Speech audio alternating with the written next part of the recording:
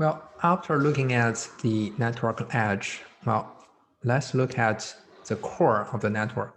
That is how information are being transmitted and communicated between each of the links.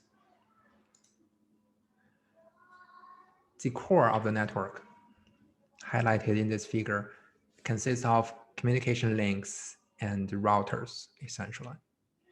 And the core of the network is built upon this concept of packet switching. We mentioned what we meant by packet. Each of the packet is a small chunk of the message that you're going to transmit between one link to another. You can think this as we're breaking down a large piece of file or information into the smaller unit so that it can be transmitted over our network link. And one unit of those message, we're referring to them as the packet. And as to this idea of switching, switching happens at each of the routers.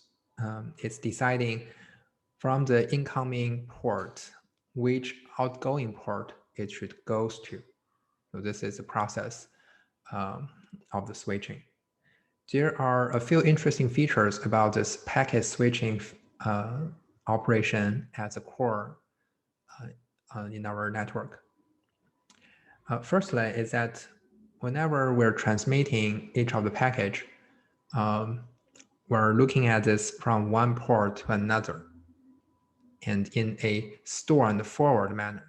So by store and forward, I meant you can do anything until you finished receiving this full package. And then you decide which port you want to forward it to. So you need to receive the whole package first before you can act on the switching. Another interesting part with our network core is that in packet switching, during each of the transmission over a link, each of this packet is being transmitted at the full link capacity. So it's not being shared. We're going to utilize the entire bandwidth that's available on this link and transmit this entirely. So in this network core, we're looking at small chunks of data, and they're going through this packet switch.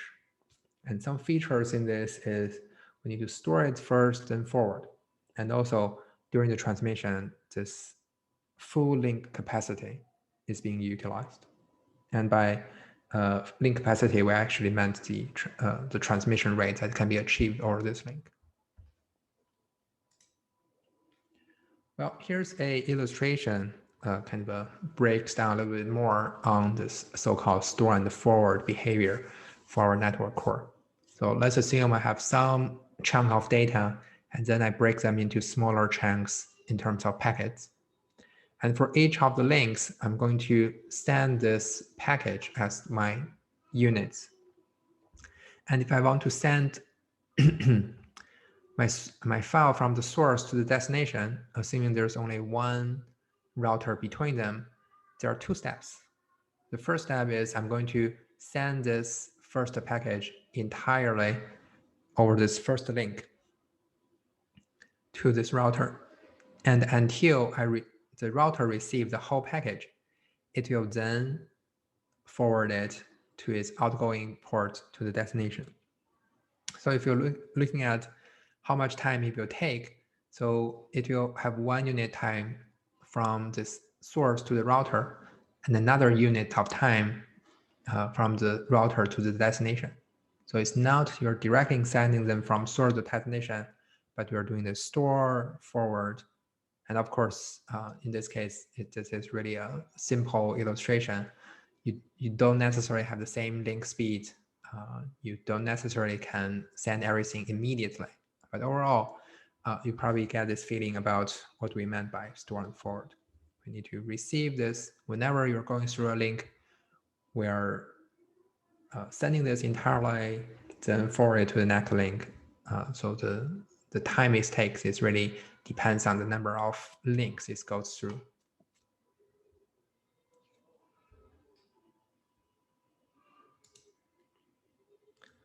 Well, because of this behavior of packet switching, that is, we're doing store and forward, there are some consequences or limitations that's caused by this this behavior at our core in the network. Specifically, because of this packet switching, is causing queuing delays and loss in each of the interfaces.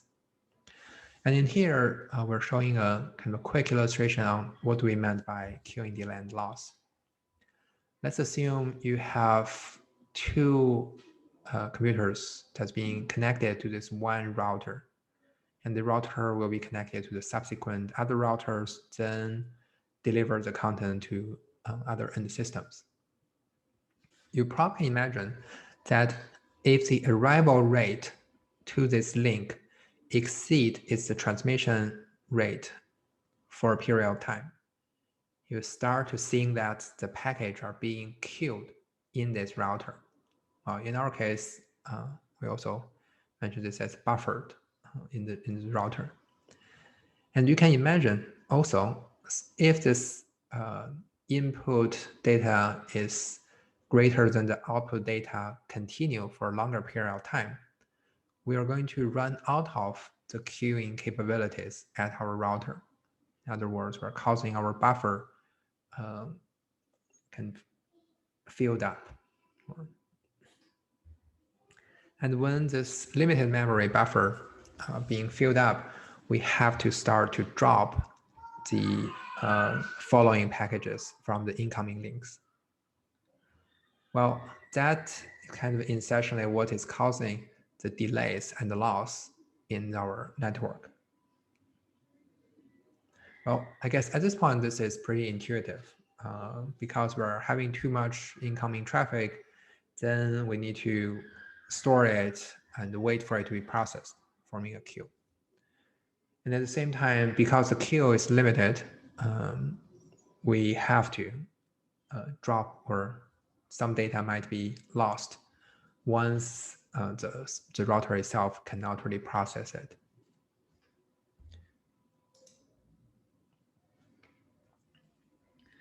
Well, after looking at this enduring challenge in this store and forward network, or in our packet switch system, there are two core network functions that are necessary for supporting our store and forward behavior, or the whole idea of packet switching. And it's actually also the main function for the routers within the network.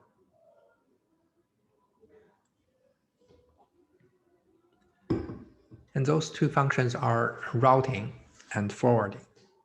Well, routing and forwarding are kind of the terminologies that were used in computer network. Routing talks about how can we determine the source to destination routes for a given packet. And if you're looking at this network topology here, this is like I have a piece of message that's being identified with some header strings, so 0111 in this case. You can think this as their identifier. Routing talks about, given this source and destination information, how can I find a route between all these routers such that I can arrive the target location or the destination. So the routing function is looking at what are the route choice for this message. And this needs to be done at the network core. The second function for the network is to have this forwarding capability. Forwarding talks about the action will be taken at each individual routers. Well, again, if we have incoming message, when it's come to one router, from the router's perspective, it needs to decide which will be the outgoing port for this message. And to achieve that, the router will build a forwarding table that specified what will be the what will be the headers for the incoming message, and what will be the corresponding output link. So routing and forwarding are being implemented collectively between routers in the network core. To kind of further illustrate or further explain what's happening here, you can think this as the routers in this network need to work collaboratively such that the routers themselves can identify routes from source to destination. And the way the router process this route information is by creating a forwarding table. And forwarding is a behavior that's kind of limited at routers themselves, which specifies the per router behavior. For a package that's arriving at the router, they do not necessarily know what will be the next route a router it needs goes, but it's rather the router's responsibility to forward or to create this forward table that facilitates the routing behavior. At this point, you can think routing as this umbrella behavior of finding routes for our package, and forwarding is a specific action that will be taken at each of the routers.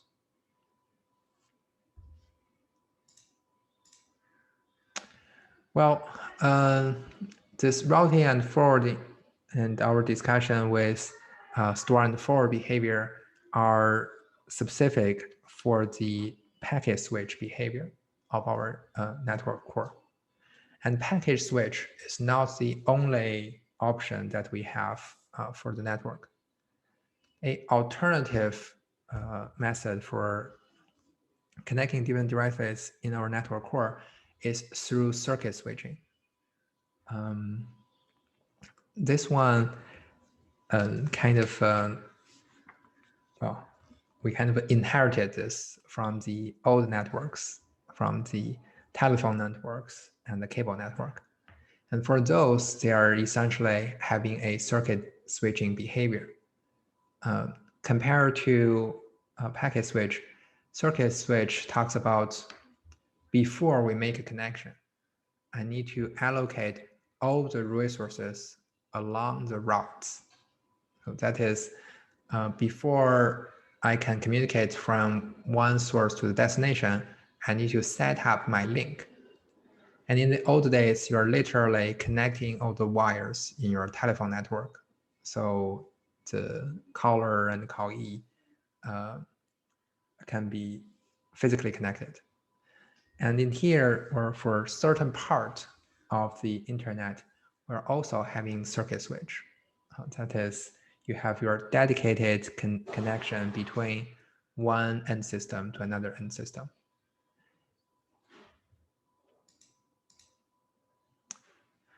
Well, with this dedicated connection, that doesn't mean we can only support one user at a time.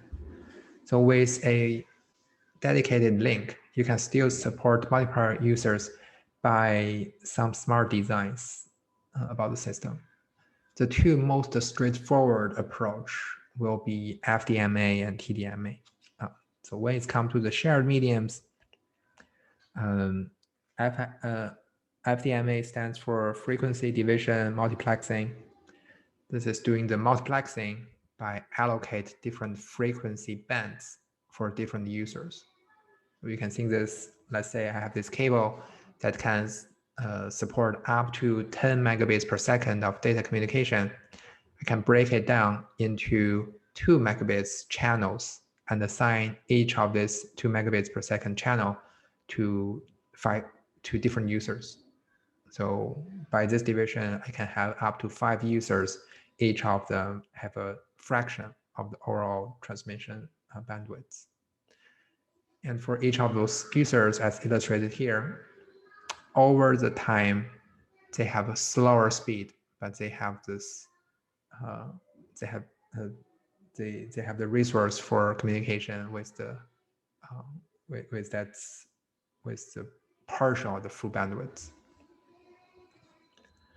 An alternative way for supporting multiple users on this same link will be using the time division multiplexing, so TDM. T here stands for time. And by time division multiplexing, this is also an intuitive illustration. What happened is, let's say I have multiple users. Instead of breaking up the frequency bands, I'm still assigning the full frequency or the full transmission rate for each of the user. However, in here, I'm splitting up the time for each of the users that can have to use to use the full links. And as illustrated here, I can take turns for each of the users. So for the time that being assigned to that user, they can go through this full bandwidth of the link. However, they do not have they do not have access to this link through the whole time, but rather at some fixed intervals. If I'm doing this round robin fashion, you have a fixed time or fixed delay before you can send the next message. Well, on top of this, there's also other methods or a mixture of frequency division and time division. And we're going to talk a little bit more when it's come to wireless network or Ethernet. Another popular or important concept when it's come to sharing the same medium is the code division multiplexing. So CDMA, as you probably have heard in cellular network. And in CDMA, the C stands for code division. You can think this as everybody is holding a secret token, such that when they're sending their data on the same data link, the token ensures that they will not interfere with each other. A quick analogy for time division multiplexing can be seen as, well, in the same room, people are speaking different language. Although there are still interference between each of the speaker, for those who do not know the other language, you probably can easily identify the language, well, the person that is speaking the same language as you. And the other languages that has been kind of propagated in the same space can be easily filtered out if you are the kind of speaker of that language. All right. So here we kind of quickly go over these two possible solutions at the network core, packet switching and circuit switching. One of the things I should mention is that, and you probably can see this from the behavior on the circuit switching, is that for packet switching, the store and forward behavior that we talked before, it's really delivering the data in terms of a best effort manner. So when you think about the store and forward, because you might experience delay and loss, and because whenever you transmit the data, you're using the full link capacity, you're really trying to send those data as soon as possible. But on the downside is that you cannot guarantee your performance because of the loss and delays can be unpredictable, considering this random feature for users to open a network, download the video, or sending an email. So that's are not constant flow of the data, but rather happen at a random fashion. Well, in comparison, for our circuit switching behavior, no matter you're doing FDMA, TDMA, or CDMA, you can have certain guarantee in terms of performance. For example, in FDMA, you are guaranteed for a smaller bandwidth at all time on this link. And for TDMA, you're guaranteed a bounded delay for this for the time that you have the access to the network. So by bounded delay in this case, so after every 4 time slot, the user will be assigned, will have access to the network. So from that respect, for our packet switching, this is really I'm just going to try my best to deliver the data, but no guarantee. And when it comes to the circuit switching, it can give you some guarantees in terms of performance. Okay, so after looking at this, it's probably worth comparing why do we have packet switch as the default, the majority of the core for today's internet. It's really about the packet switching and is capable to support more users in the network. And here, this is a toy example, kind of show you what we meant by packet switching can support more user. So think this scenario. Let's assume that I have this 1 megabit per second link, and I have a bunch of users. And each of them requires 100 kilobits per second. Well, an easy calculation would be, if you're doing the circuit switching, you can support 10 users. So each of the user will be allocated to this 100 kilobits per second. 1,000, 10 times this 100 is 1,000, which is this 1 megabits per second link capacity. However, an important feature, as I kind of mentioned before, is that there's usually a stochastic behavior for user to use the data link. That is in here where we can casually assume that maybe 10% of the time the user really needs this full 100 kilobits per second capacity. But for the rest of the 90% of the time, the link will be idle. Which is probably reasonable for our daily use. Well, then we can compare this to behavior circuit switch versus packet switching. In our easy calculation, we can see that given this bandwidth requirement, 10 circuit switch user can be supported. So they will have full access to the link at the full speed all time, although only 10% of time they will be using it. And when it comes to the packet switching, well, we can kind of quickly calculate that more user can be supported using the packet switch, given this stochastic behavior for the user, for the need of the network. Jumping to the conclusion here, we can easily compute with 35 users, the probability for 10 or more than 10 of them are actively using the network will be a very small percentage. So in here, so among those 35 users, when there are 11, 12 or more users are using the network at the same time, the probability will be 0.0004. So very small percentage. Or put it differently, essentially, given this very small percentage, we can think that when there are 10 or fewer active users, the user's packet flow through the link essentially are without delays. Because for this 0.99.996 times, this will be 10 or fewer simultaneous active users. Well, if you kind of curious about how we come up with this probability, I think this is kind of a relatively straightforward calculation if you recall what we learned from statistic. You remember this equation for, so let's assume I have n users are transmitting at the same time, and I know the probability for each of them that are transmitting.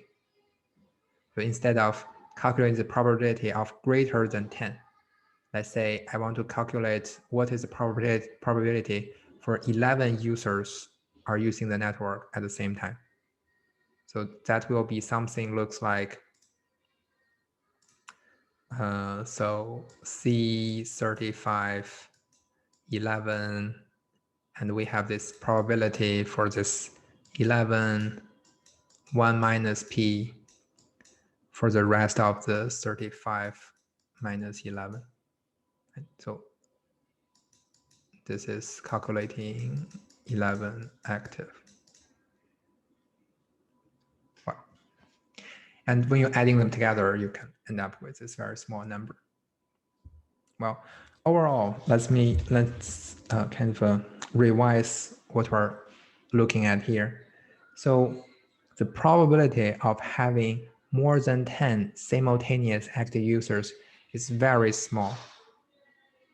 Then in this example, packet switching can provide essentially the same performance as circuit switching, but it allows more than 3 times of the number of users.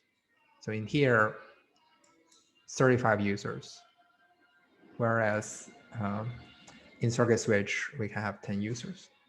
So this is significant improvement when it comes to comparing how many users they can support.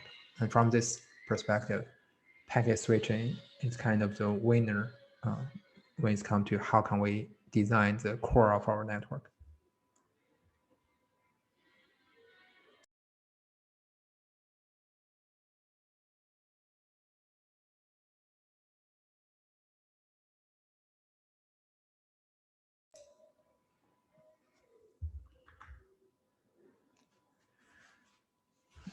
Right. Well, after seeing that, because of the store and forward behavior kind of allows us to support more user, it's bears the question, so should packet switching will be the kind of a dominant winner or the only winner of the network? The advantage for packet switching is obvious. It's really fit our needs for the bursty data. By bursty, we meant we don't really need the full link at all time, but only randomly access it. And without set up the circuits, it's easier to implement. Oh, by set up the circuit, I meant if you're thinking about how can you establish a circuit switch type of connection, you need to go through each of the nodes within the link to reserve the connection. And when you're establishing the connection, there probably needs some message being changed back and forth. So setting up this link itself can be costly if you have a fast change connections. Well, there's also downsides for packet switching. One possible problem that we probably all experienced with, especially if you're playing your video games, there might be unpredictable congestion or lags or delays in the network. The packet delay and loss are kind of an inherent problem or enduring problems in the packet switching. Then one of the kind of the challenge in computer network, or if you're thinking about big questions in computer networks as a whole, one of them would be how can we provide this circuit-like behavior in our packet switching core? That is, how can we have bandwidth guarantee? How can we have this delay guarantee for certain type of applications? Well, we have some workarounds, but this, just as we mentioned, is one of the big questions. This is an active research area.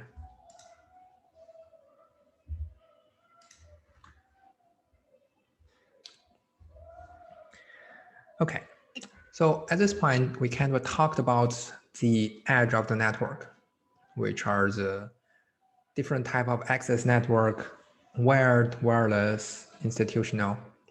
And we also talked about the network core, which is a packet switch mechanism with a lot of routers and communication links.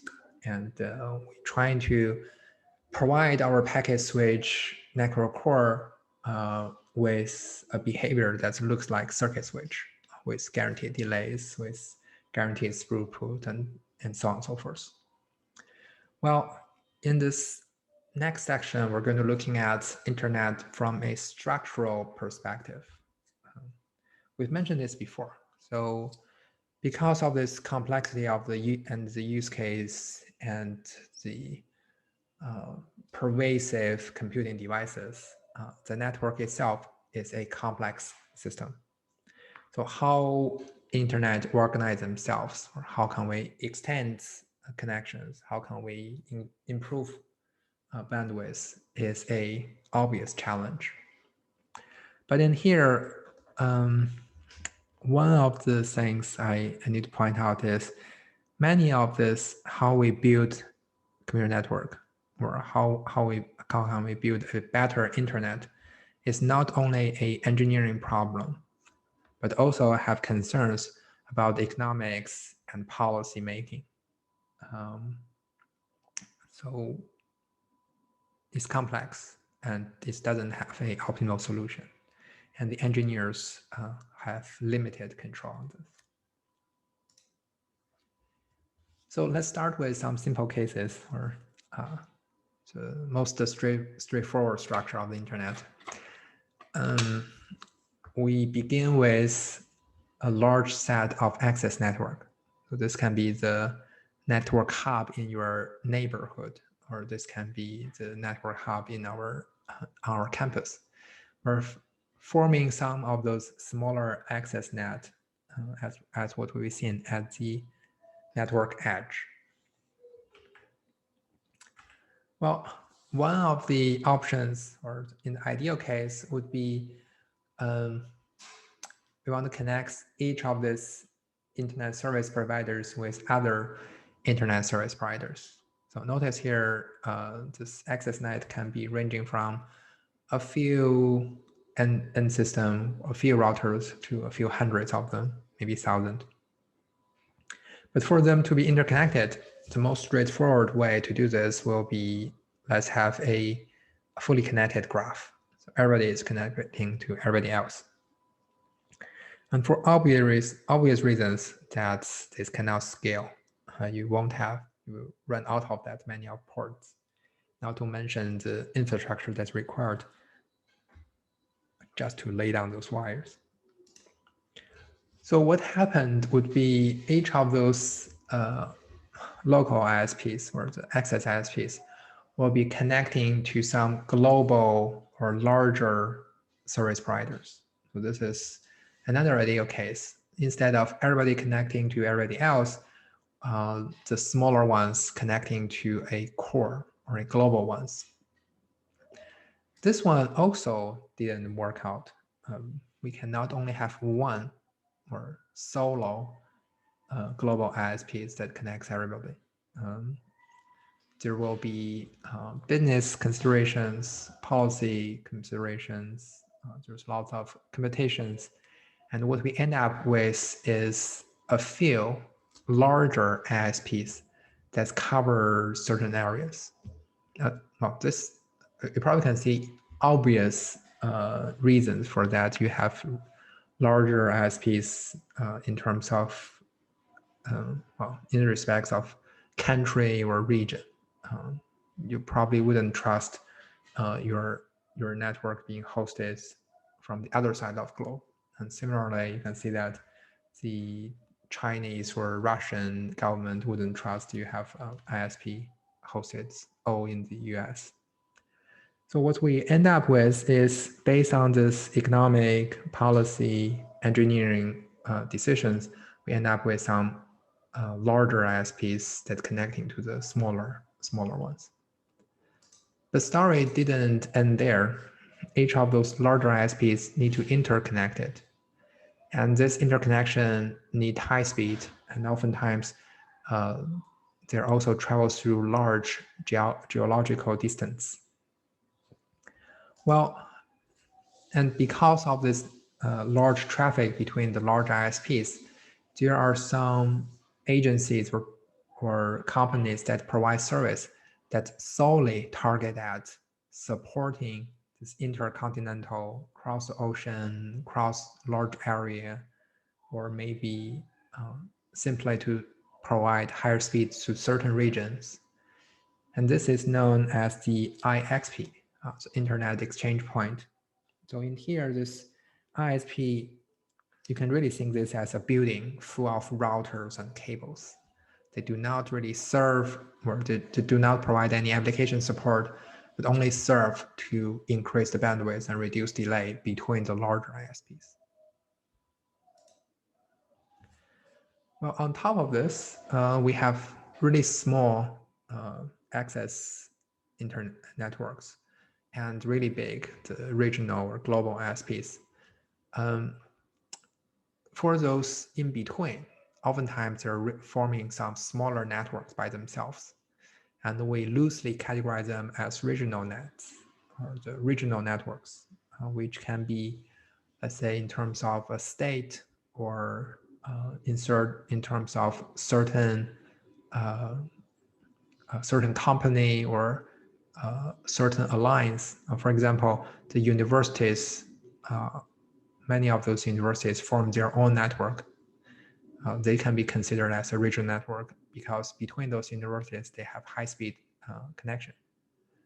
You probably can also see that it's easier for governments or for different states that have their own regional network, like Seattle, like New York might have their own network, California have their own regional network, and they in turn need to be connected to those larger ISPs as well as making more connection to their local users.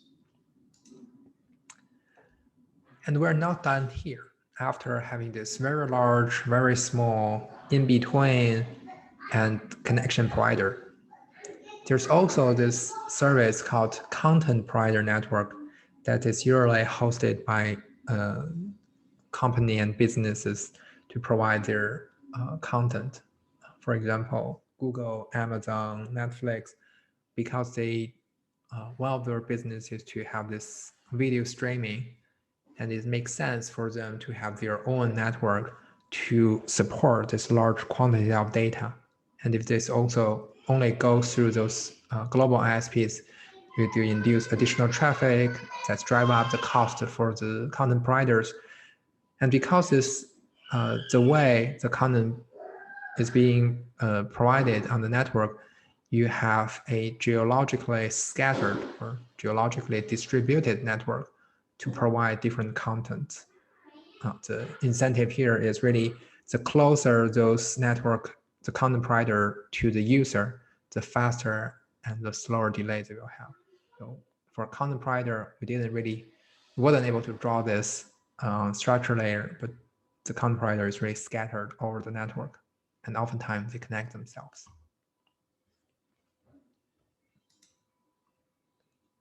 Oh, there seems to be a some question here.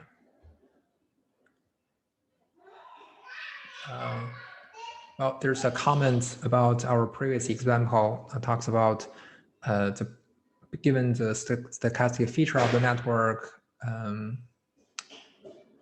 the packet switch can outperform the circuit switch in terms of supported users.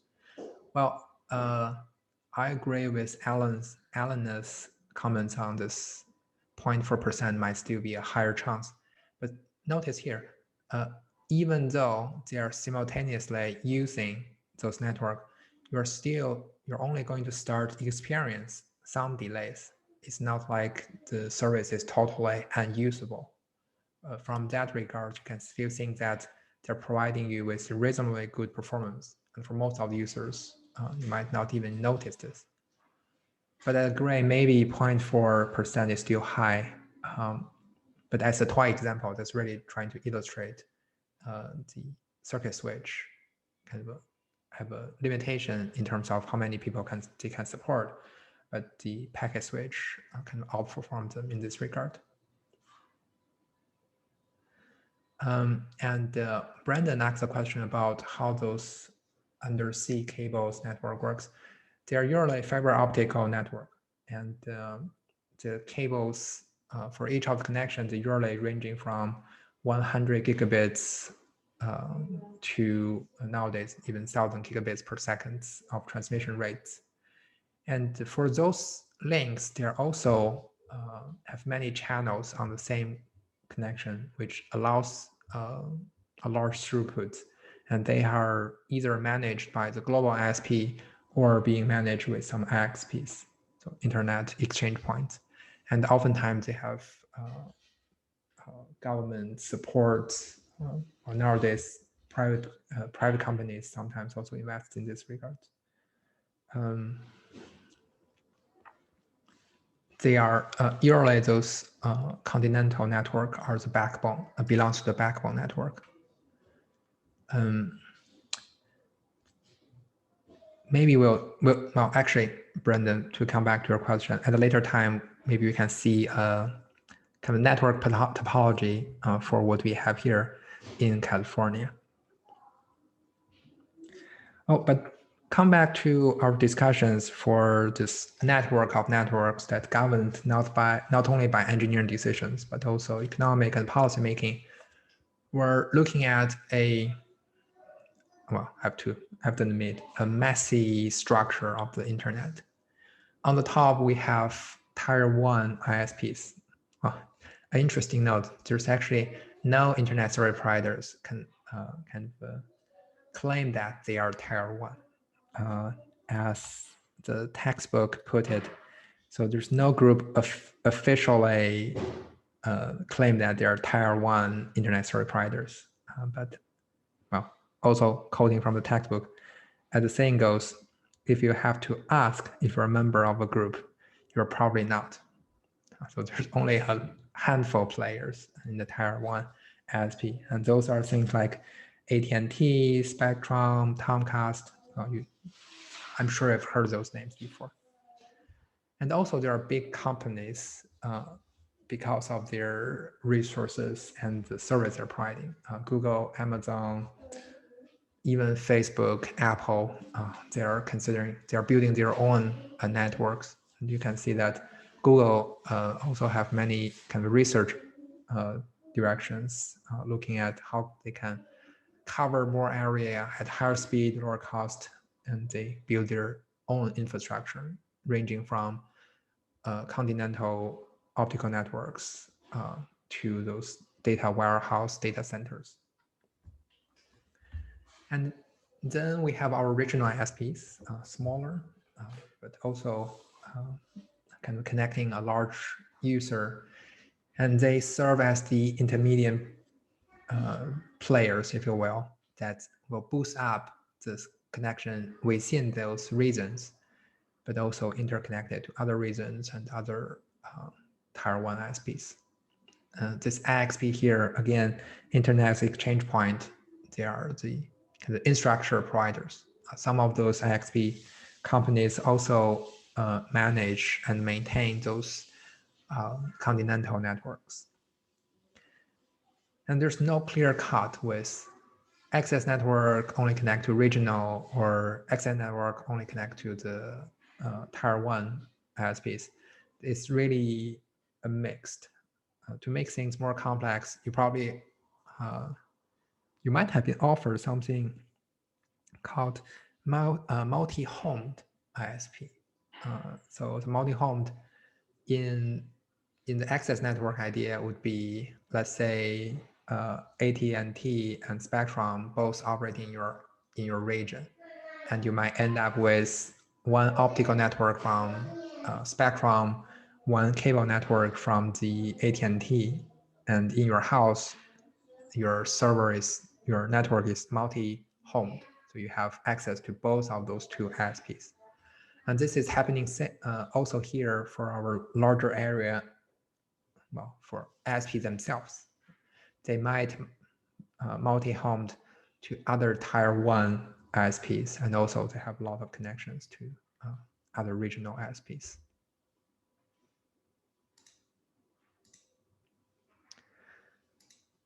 So here is a picture about the network that's being built with Sprint. In here, those green lines shows the optical connections between different hubs. And you can see this. This is probably a business solution rather than engineering solution. So between the big cities, you have direct connections, and big city also serve as hubs to other connections.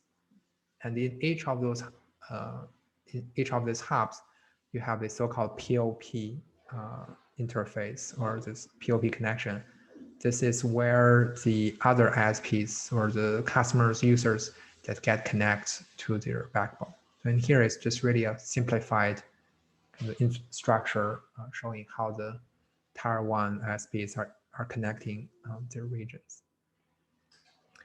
Well, I kind of promised you that we talk about our local ISPs.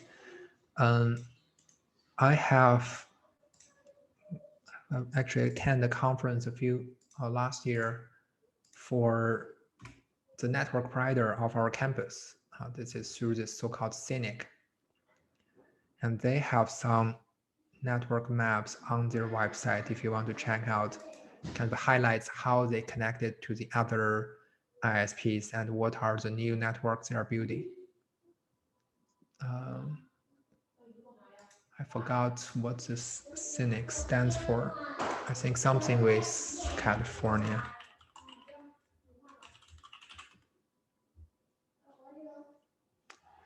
Cooperation for Education Network Initiative in California. So this is the organization that makes decisions on managing the network and also building infrastructures to connect the network for the universities in California. If you're looking at their maps, this one is a little bit hard to see. As I'm zooming in here, so we are here connected through probably from Riverside, this hub, and to the rest of the California. And this is their optical backbone, which is about 100 gigabits per second network. Outside California, they have these lighter lines, all kinds of different abbreviations connecting to Korea, China, Hong Kong, Japan, across the ocean. And on the other side to the East Coast.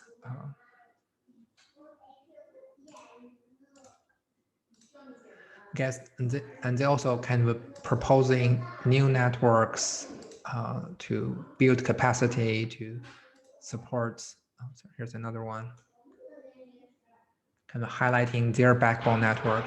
So SYNIC is really one of those regional networks, and kind of interesting illustration on how they connect to the rest of the world.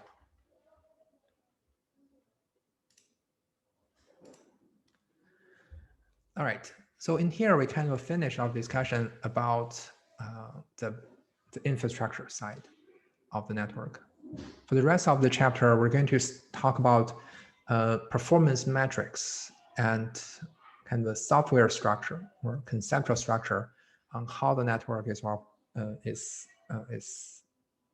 formed. So starting with our network metric.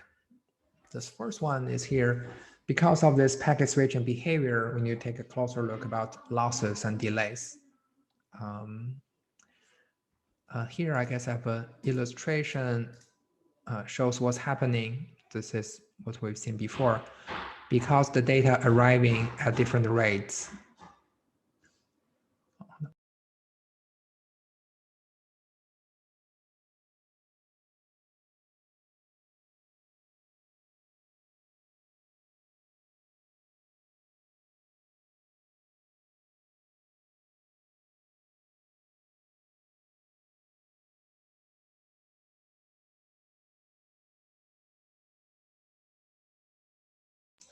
well, I'm just pausing to check on my kids and to persuade them stop yowling. Well, nowadays they're pretty dramatic. So I have two smaller kids. The common drama would be, let's say I have one last piece of chocolate, but sister ate it, then the brother become furious. So no worries, just some normal yelling in the background.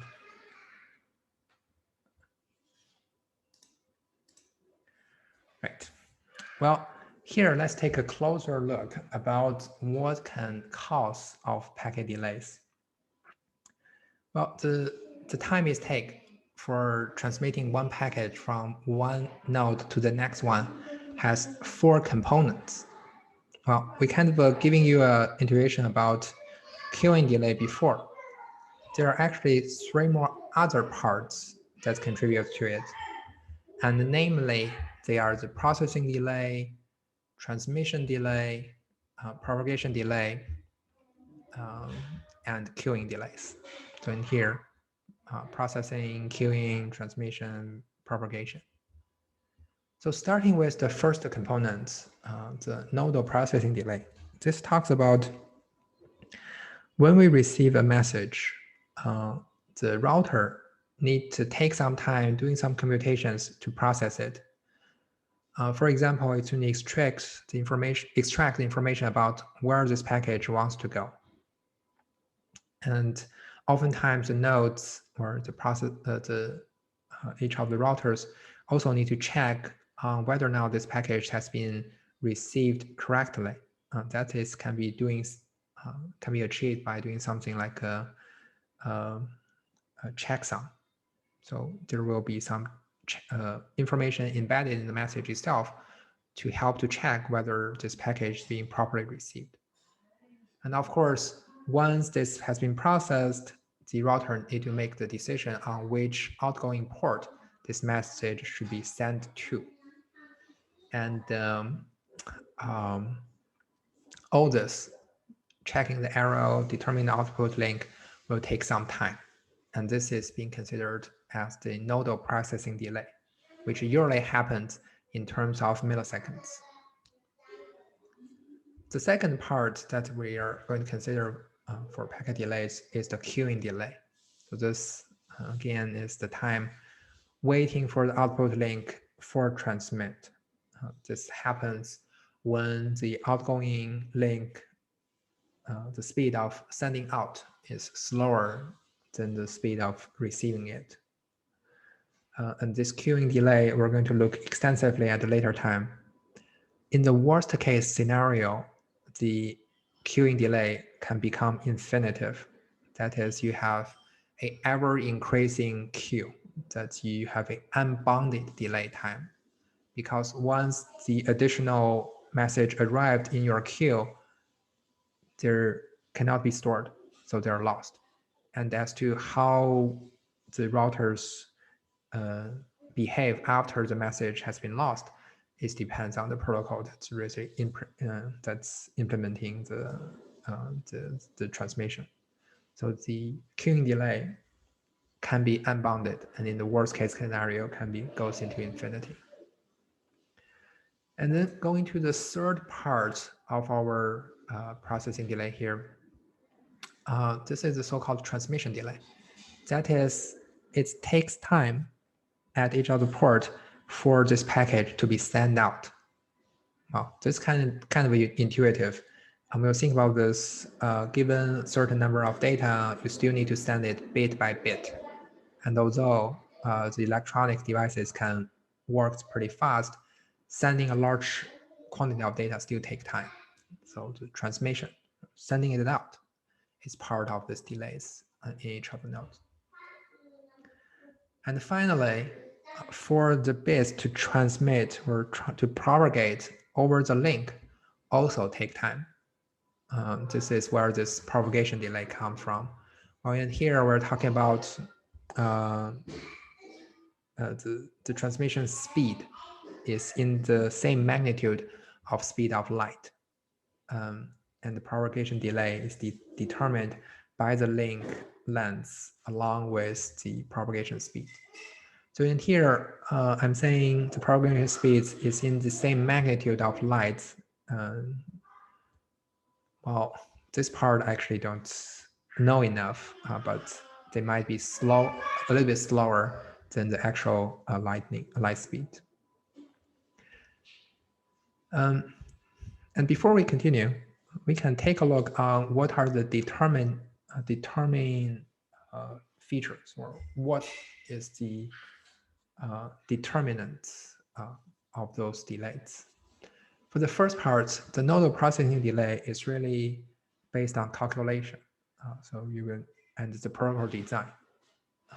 And generally speaking, for nodal processing, you can consider this as a constant delay. So that is given a certain protocol and the computing capability of your router, this nodal processing has a fixed boundary.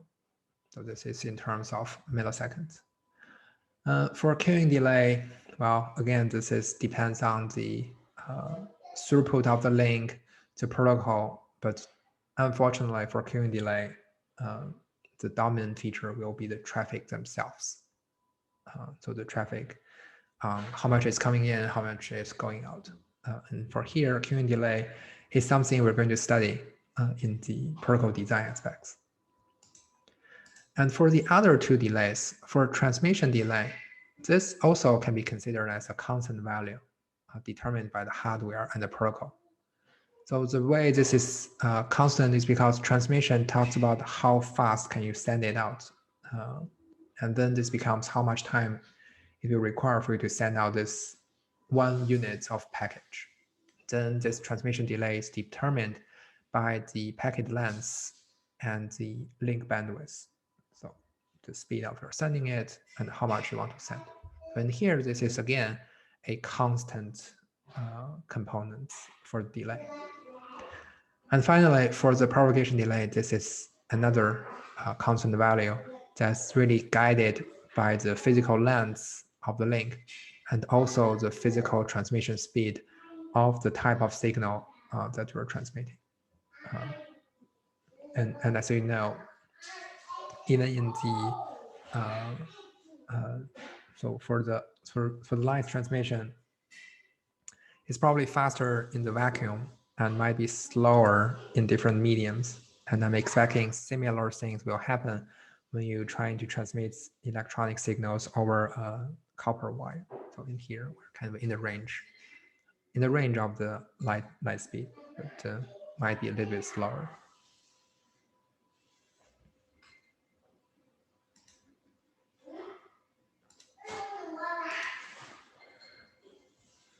All right, so in here, in the textbook, they have an example about this transmission delays in comparison to the cars. I don't really like this analogy, so I'm going to skip it for now. But here, there's an interesting illustration about the queuing delay itself. We mentioned we're going to study queuing delay extensive in this class.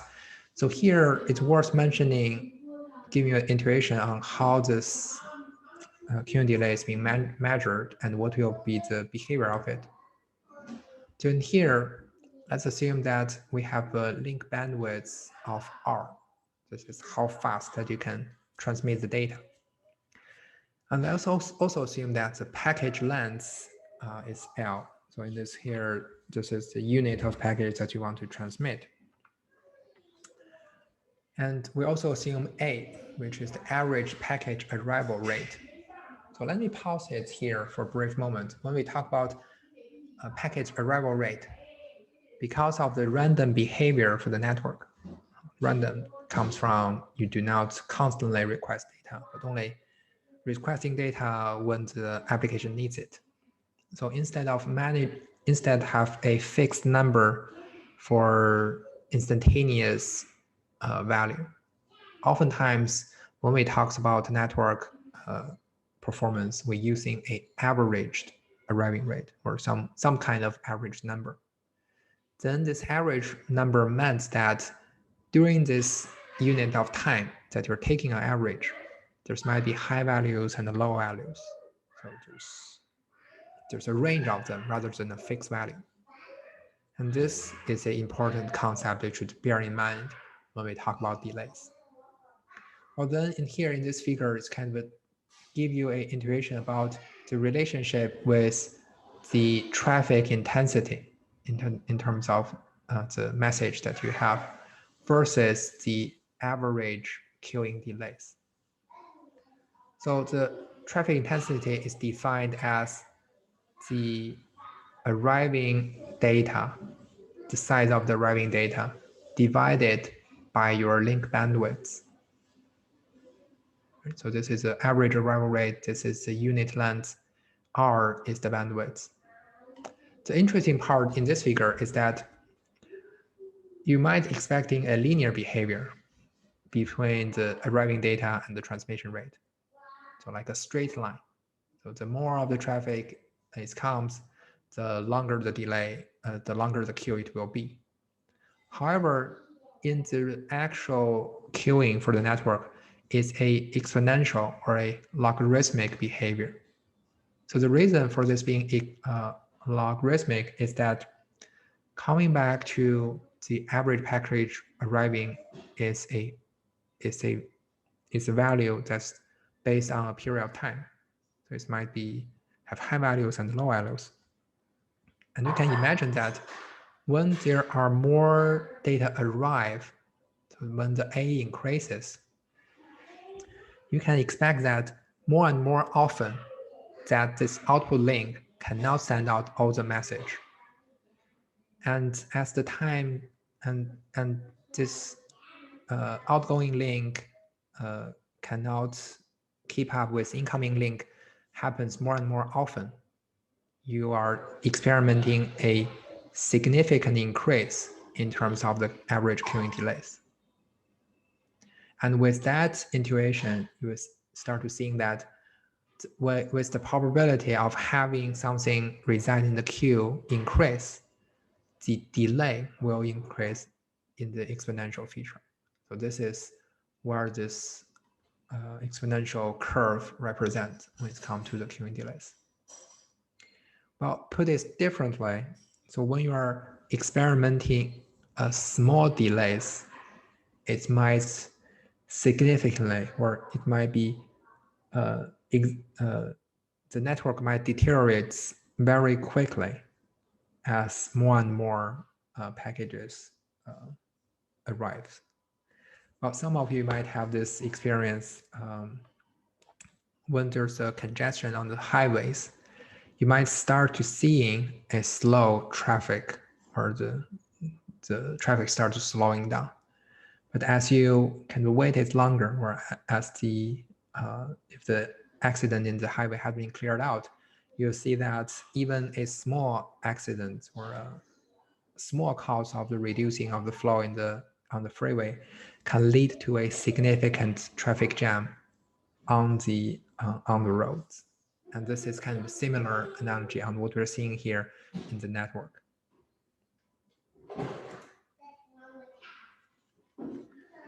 Well, before we take a break, to kind of get a feeling about what is the delay looks like in the real network, from your computer, you actually can test this out by yourself by doing this so-called trace route application.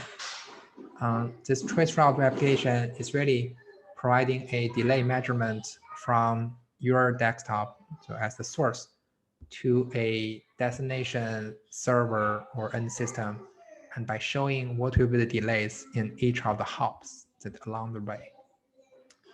So maybe I'll just try this right here. So if you go to your command line and type in trace route, trace RT, along with a maybe a web page, you'll see that this trace route application is trying to test out how long it will take for each of the hops or each of the routers along your connection from your desktop, in my case, to the Google website. And it's going to try this 3 times.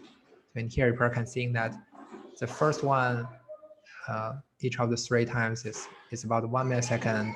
This is to the routers in my home. And then the next route, the asterisk, means that the next route didn't respond.